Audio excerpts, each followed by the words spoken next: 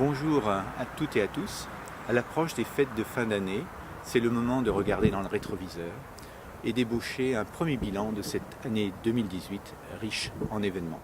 À titre d'exemple, au cours des mois passés, cette ambassade a apporté sa contribution au renforcement des liens entre la France et l'Islande dans les domaines les plus variés.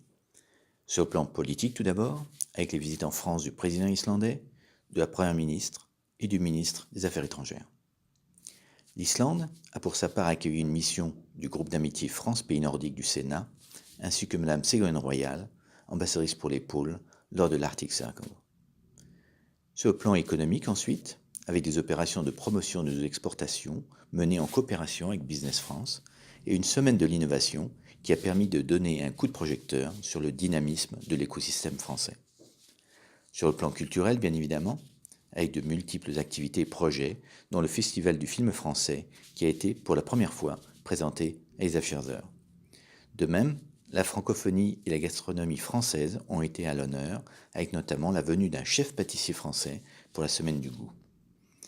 Sur le plan environnemental, avec la participation de l'ambassade à diverses initiatives, ramassage de déchets, plantation d'arbres, ainsi qu'au climaton et à des échanges sur les transports verts ou la géothermie.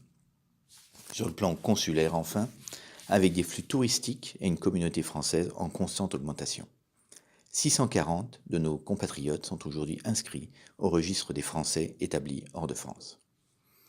Mais 2018, ce fut également plusieurs escales en Islande, de frégates de la Marine nationale et le baptême du navire de croisière le Lapérouse de la Compagnie du Ponant, les émotions partagées de la Coupe du monde de football, ainsi que les commémorations du centenaire de la souveraineté islandaise et de la fin de la Première Guerre mondiale, qui ont notamment donné lieu à un symposium franco-allemand.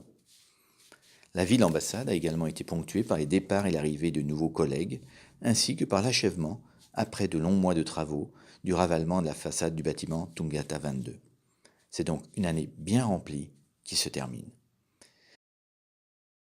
Je vous souhaite joyeux Noël à toutes et à tous et vous adresse mes meilleurs vœux de santé, de bonheur et de succès pour l'année 2019.